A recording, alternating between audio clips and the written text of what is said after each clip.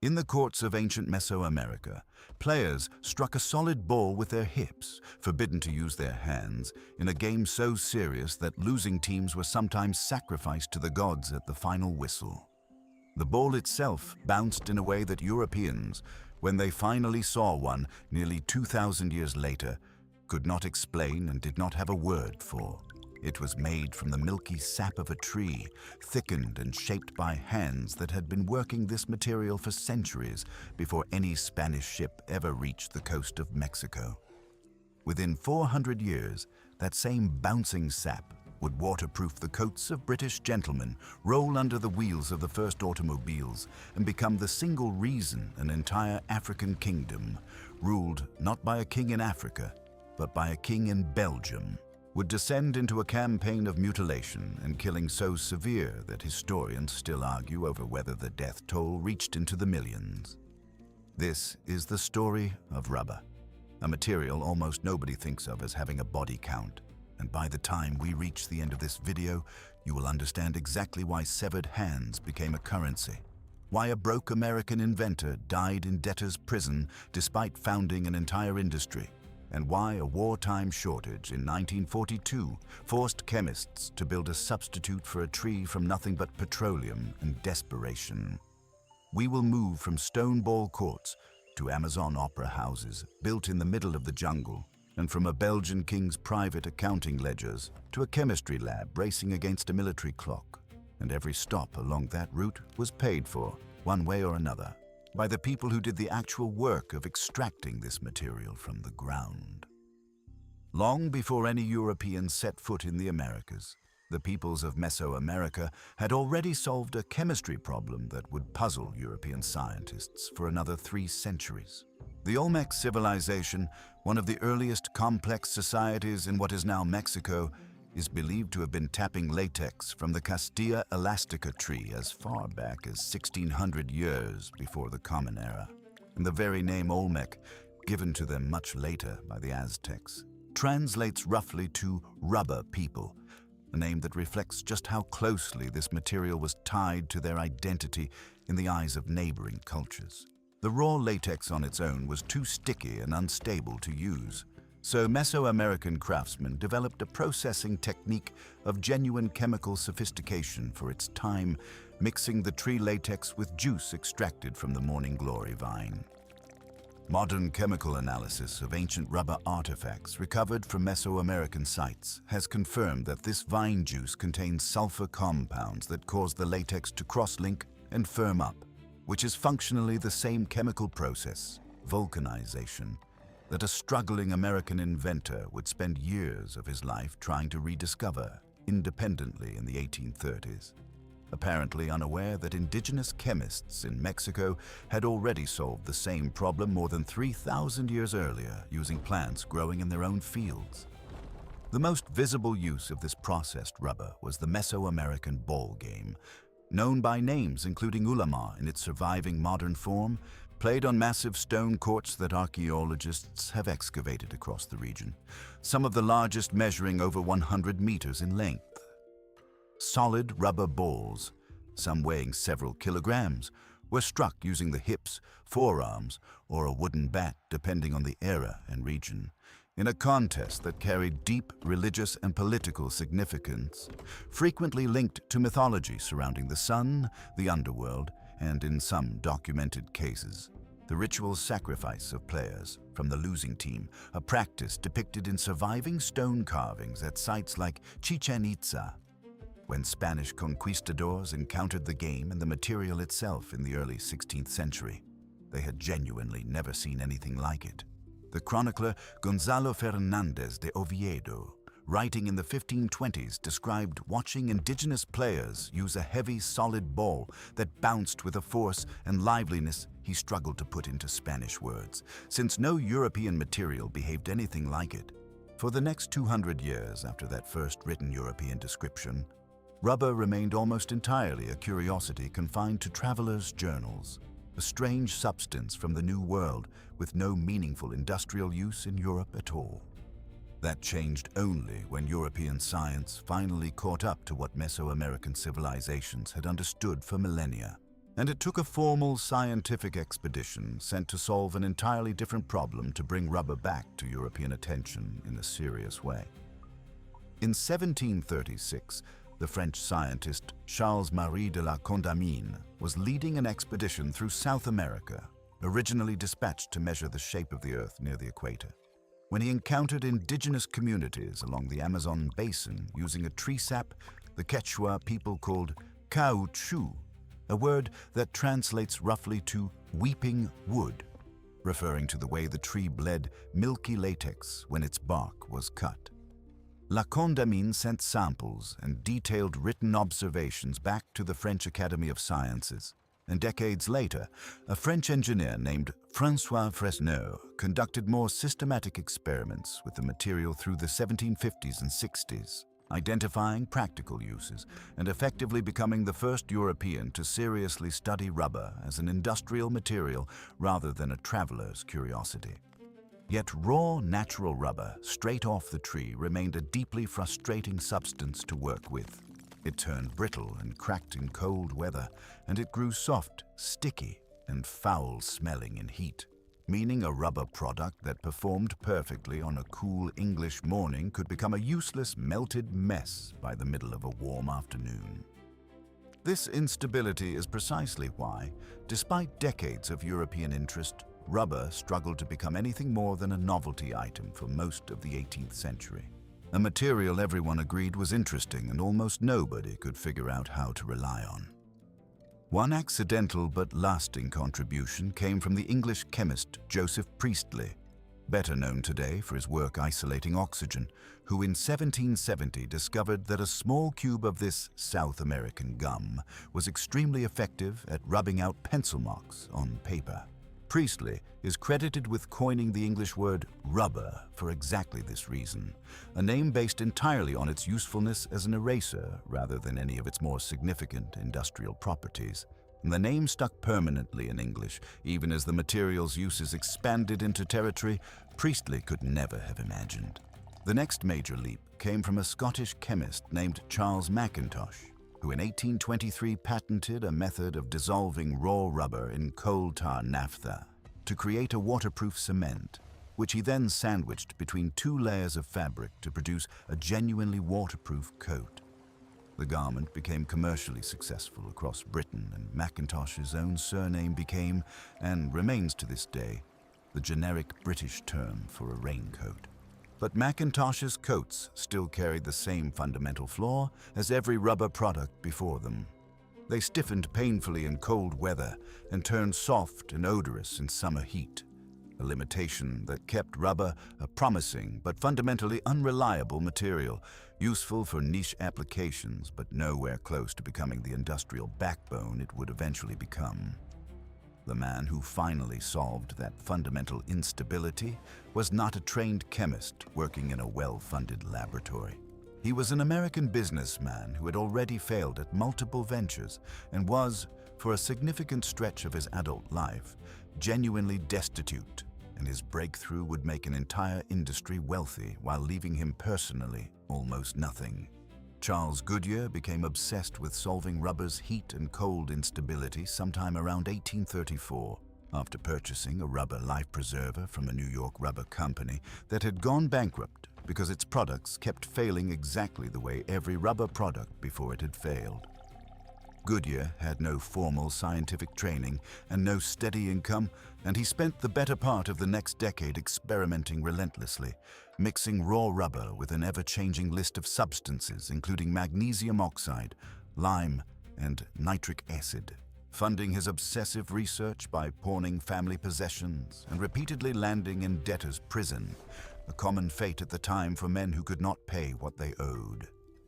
The breakthrough, according to Goodyear's own later account, happened by accident in 1839, when he inadvertently dropped a mixture of rubber and sulfur onto a hot stove and discovered that instead of melting into a sticky mess, the material charred slightly at the edges, while the rest of it firmed into something stable, elastic, and, critically, no longer sensitive to temperature swings the way raw rubber had always been. Goodyear spent several more years refining the process, which he eventually patented in 1844 and named vulcanization, after Vulcan, the Roman god of fire, a fitting name given how central heat was to the process itself. Despite holding the patent, Goodyear spent much of the rest of his life in expensive legal battles, defending it against competitors who copied his method, and he died in 1860, largely in debt, having earned comparatively little from a discovery that would, within a few decades, underpin an industry worth many hundreds of millions of dollars. The Goodyear Tire and Rubber Company, founded decades after his death in 1898, took his name specifically to honor his legacy, though Charles Goodyear himself had no direct financial connection to the company that would eventually make his surname one of the most recognized brand names on the planet. Vulcanization solved rubber's core stability problem, but it took one more invention, arriving decades later, to transform rubber from a useful industrial material into an object of genuinely massive global demand, one that would very shortly draw an entire continent into a scramble for raw supply. In 1888, a Scottish veterinarian named John Boyd Dunlop, working in Belfast, developed and patented the first practical pneumatic tire, an air-filled rubber tube designed initially to give his son's tricycle a smoother ride over the rough cobblestone streets of the city. The pneumatic tire proved dramatically superior to the solid rubber tires that had preceded it, absorbing shock far more effectively, and it arrived at precisely the moment the bicycle craze was sweeping through Europe and North America, giving Dunlop's invention an immediate and enormous consumer market. When the automobile industry began its own explosive growth barely a decade later, pneumatic rubber tires became an absolute requirement for every vehicle rolling off every assembly line in the world, and global demand for raw rubber latex, which up to that point had been supplied almost entirely through wild rubber trees tapped by hand in the Amazon rainforest, exploded practically overnight. This is the exact moment where the story of rubber stops being a story about clever chemistry and starts becoming a story about who controls the land where rubber trees grow, and what those men were willing to do to the people living on it in order to meet a demand that seemed to have no ceiling. Dunlop's tire and the vulcanization process. Goodyear had died penniless discovering came together most powerfully in a mid-sized Ohio city that, within roughly 2 decades, transformed itself into the undisputed rubber manufacturing capital of the entire world. Akron, Ohio, already home to Benjamin Franklin Goodrich's rubber company since 1870, saw an explosion of new rubber manufacturers arrive through the 1890s and early 1900s, drawn by the city's rail access and existing industrial base, including Goodyear Tire and Rubber, founded in 1898 and named, as noted earlier, in tribute to Charles Goodyear, despite no direct connection to the man himself, along with Firestone Tire and Rubber, founded in 1900 by Harvey Firestone.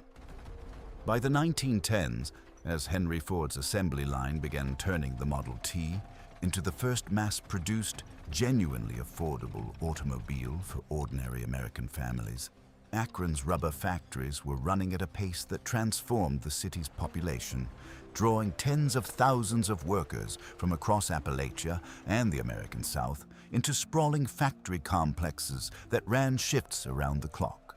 At its peak in the 1920s, Akron was manufacturing well over half of all rubber tires produced in the United States, and the city's fortunes rose and fell for the next several decades, almost entirely in step with the American automobile industry it existed to supply, a direct industrial descendant of a Scottish veterinarian's tricycle tire and an accidental discovery on a Connecticut stovetop. The Amazon rubber boom that followed turned remote jungle outposts into cities of staggering, almost absurd wealth, built entirely on the backs of laborers who saw almost none of that wealth themselves. The city of Manaus, deep in the Brazilian Amazon, grew from a small riverside settlement into one of the wealthiest cities in the Western Hemisphere during the peak boom years between roughly 1879 and 1912.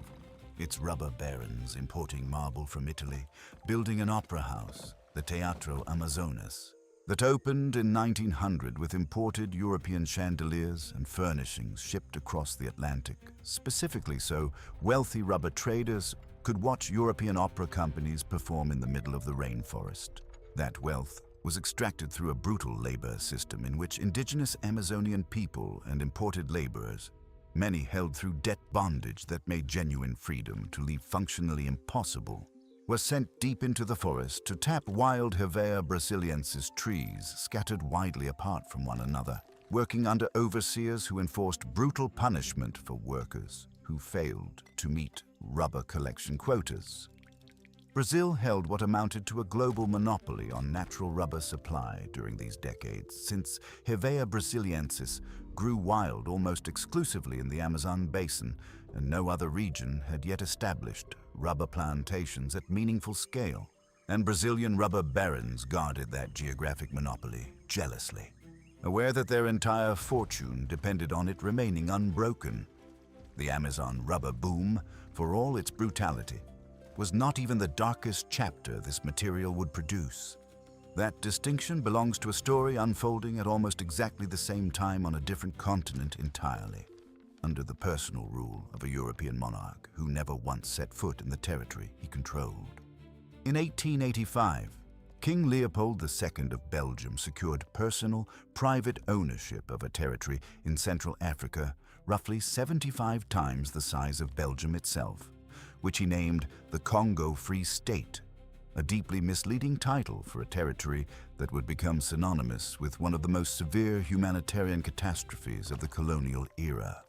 Leopold did not administer the Congo through the Belgian government or Belgian parliament. He owned it personally, as his own private estate, and when global demand for rubber surged through the 1890s, driven directly by the same bicycle and automobile boom transforming Europe and America, Leopold's administration discovered that wild rubber vines grew abundantly throughout the Congo basin, and he imposed a forced labor system on the Congolese population designed to extract as much raw rubber as physically possible, as quickly as possible, with almost no regard for the human cost involved. Under this system, Congolese villages were assigned rubber collection quotas by Leopold's private security force, known as the Force Publique, and villages that failed to deliver the required quantity of raw rubber faced brutal reprisals. Force Publique soldiers frequently took women and children hostage to compel men to go out and tap rubber vines, and in a practice that has become the single most infamous symbol of the entire Congo Free State era, soldiers were required to account for every bullet they fired by presenting a severed human hand as proof that the bullet had been used to kill or punish a person rather than wasted on game hunting, or, worse from the administration's perspective, saved for a potential mutiny. This quota system led directly to widespread killing, mutilation, and starvation across the territory, compounded by forced labor conditions that spread disease and devastated the agricultural systems local communities depended on for food. Historians studying Congo Free State population records, most notably the historian Jan van Sina, and later the writer Adam Hochschild, have estimated that the population of the Congo may have declined by as much as half during the roughly 2 decades of Leopold's personal rule, a death toll that some estimates place as high as 10 million people, through a combination of direct killing, disease, starvation, and a catastrophic collapse in birth rates caused by the sheer scale of social disruption, though precise figures remain genuinely difficult to establish, given the absence of reliable population records from the period before Leopold's rule began. Word of the atrocities did eventually reach the outside world, carried not by Belgian officials, but by a small group of individuals who risked their careers, and in some cases, their lives, to document what they witnessed and force the story into international newspapers. A campaign that would ultimately succeed in stripping Leopold of his private colony entirely. An African-American historian and journalist named George Washington Williams traveled to the Congo in 1890 and wrote an open letter to King Leopold documenting atrocities he had personally witnessed, one of the earliest formal denunciations of the regime, though it received relatively limited attention at the time. The campaign gained far greater international traction a decade and a half later through the work of two men in particular. Edmund Dean Morrell, a British shipping company clerk, who noticed through his own work that ships arriving from the Congo carried enormous quantities of valuable rubber and ivory out of the territory, while ships sailing to the Congo carried almost nothing back but guns and ammunition, correctly concluded that this trade imbalance could only be explained by a system of forced, unpaid extraction, and he left his job to found the Congo Reform Association, publishing detailed exposés and organizing public pressure campaigns across Britain. Working alongside Morrell was Roger Casement, a British consular official who was formally dispatched by the British government in 1903 to investigate conditions in the Congo Free State, and whose resulting 1904 document, known as the Casement Report, provided detailed, first-hand documented testimony of mutilations, killings, and forced labor conditions gathered directly from Congolese witnesses and missionaries stationed in the territory. The Casement Report, combined with years of sustained public pressure from Morrell's Congo Reform Association and mounting international outrage, covered extensively in British and American newspapers, made Leopold's personal ownership of the territory an untenable diplomatic embarrassment for Belgium as a nation. American missionaries stationed in the Congo, including Alice Seeley Harris, took photographs documenting mutilated survivors of the quota system, including children whose hands had been severed by force publique soldiers, and these images were reproduced widely in lantern slide presentations that Morrell and the Congo Reform Association organized across Britain and the United States, giving audiences visual evidence that written testimony alone could not provide. The American writer Mark Twain, already one of the most widely read authors in the English language, joined the reform campaign directly in 1905, publishing a satirical pamphlet titled King Leopold's Soliloquy, written from the king's own imagined perspective, that used biting sarcasm to expose the gap between Leopold's public claims of humanitarian stewardship over the Congo and the atrocities Morrell and Casement had documented on the ground. The combined weight of photographic evidence, Casement's formal diplomatic report, and prominent public figures like Twain lending their reputations to the cause is credited by historians as decisive in finally breaking through the diplomatic reluctance that had allowed Leopold's regime to continue for as long as it did. In 1908, under sustained domestic and international pressure, the Belgian parliament formally annexed the territory, stripping Leopold of his personal ownership and converting the Congo Free State into the Belgian Congo, a conventional colonial possession administered by the Belgian state, rather than a single monarch's private estate, though conditions for Congolese laborers, while somewhat improved under direct state administration, remained harsh for decades to come under continued colonial rule. While the Congo atrocities were unfolding and Amazon rubber barons in Manaus were spending fortunes on imported European chandeliers, a single act of what was essentially industrial espionage, executed by one Englishman, was quietly setting in motion the collapse of both booms at once. In 1876, an English adventurer and explorer named Henry Wickham collected roughly 70,000 Hevea brasiliensis seeds from the Brazilian Amazon and shipped them to the Royal Botanic Gardens at Kew in London, where botanists successfully germinated a portion of them. Brazilian law at the time restricted the export of rubber tree seeds specifically to protect the country's rubber monopoly, and Wickham's own later accounts of how he managed to get the seeds past Brazilian customs authorities have long been treated with some skepticism by historians, though the broader outcome of his shipment is not in dispute. The seedlings grown at Kew were subsequently shipped to British colonial territories in Ceylon and British Malaya, where large-scale, carefully managed rubber tree plantations were established starting in the 1890s, planted in neat, efficient rows rather than scattered wild through dense jungle, allowing for far more systematic and less labor-intensive harvesting than anything possible in the Amazon. By the 1910s, these Southeast Asian plantations were producing rubber at a volume and a cost that the wild, difficult-to-access rubber trees of the Amazon simply could not compete with, and the Amazon rubber boom collapsed dramatically and permanently around 1912, plunging Manaus and the entire Brazilian rubber economy into a steep and lasting decline almost as sudden as its rise had been. The Congo's rubber-based economy suffered a broadly similar fate for similar reasons, as the far more efficient Southeast Asian plantation model undercut the profitability of forced wild rubber extraction,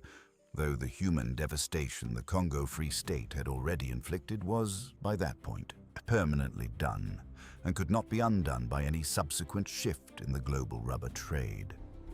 Rubber's story might have settled into a quieter, more conventional 20th century. After that, a plantation commodity traded through ordinary colonial and commercial channels, if not for a global war that suddenly turned the material into a matter of urgent national survival for the United States. When Japan launched its rapid military conquest of Southeast Asia in the opening months of 1942, following the attack on Pearl Harbor, its forces seized control of the Malayan and Dutch East Indian rubber plantations that, by that point, supplied roughly 90% of the raw natural rubber consumed by the United States. The loss was immediate and severe because rubber by 1942 was not a minor industrial input, but an absolutely essential wartime material, required for tires on every military truck, jeep, and aircraft landing gear, for gaskets and hoses in nearly every piece of military machinery, and for countless components across the entire American war economy that had almost no practical substitute readily available. The United States government responded with a sweeping domestic mobilization, imposing strict gasoline rationing specifically designed to reduce civilian driving and preserve existing tire stocks, launching nationwide scrap rubber collection drives that asked American civilians to donate old tires, raincoats, garden hoses, and rubber boots to be reprocessed for military use, and establishing a government-backed initiative called the Rubber Reserve Company to fund and coordinate an emergency crash program aimed at producing synthetic rubber at industrial scale, fast enough to matter before the war itself was decided.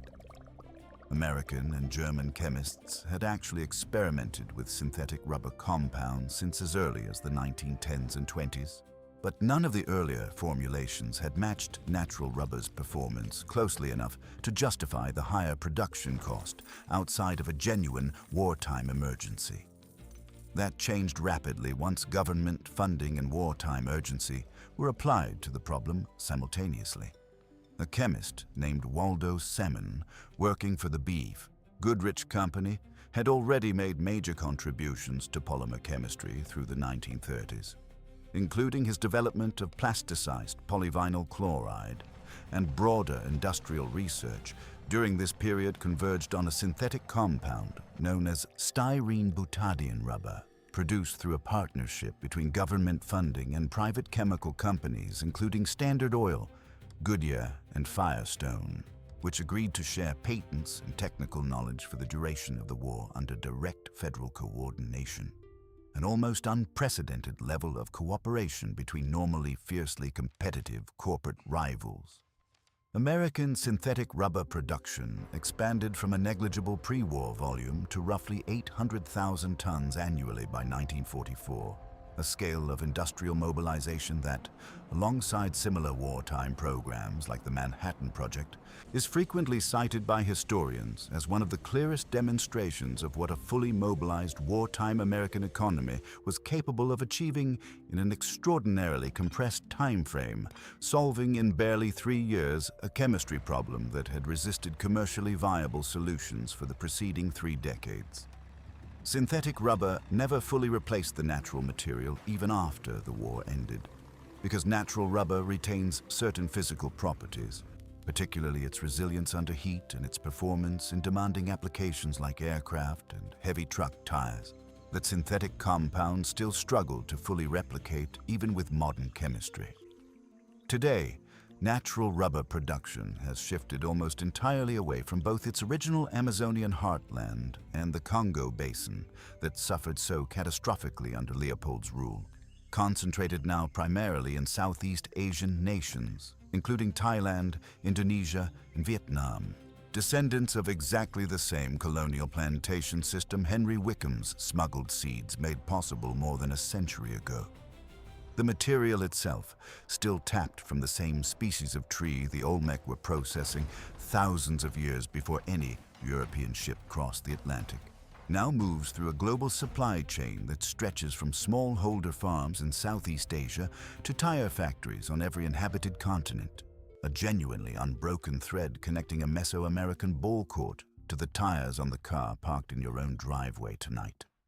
The forced labor chapter of rubber's history did not end cleanly with Leopold's removal in 1908 either. In neighboring Liberia, the American tire company Firestone secured a massive land concession from the Liberian government in 1926, leasing roughly 1 million acres for a rubber plantation that would eventually become one of the largest single rubber operations in the world, and labor conditions on the plantation, particularly in its early decades, drew sustained criticism from international observers and later historical researchers over low wages, child labor on family tapping quotas, and company-controlled housing and infrastructure that left workers with limited independence from the corporation that employed them. Congressional and League of Nations inquiries into forced labor practices in Liberia during the late 1920s, though centered on broader Liberian government labor policy, rather than Firestone specifically,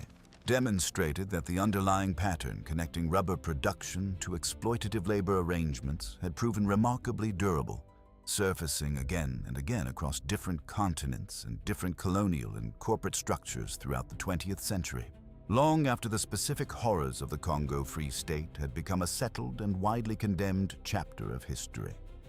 From a bouncing ball on a Mesoamerican stone court, to a raincoat on a Scottish street, to an accident on a hot stove in Connecticut, to millions of severed hands demanded as proof of spent ammunition in Central Africa,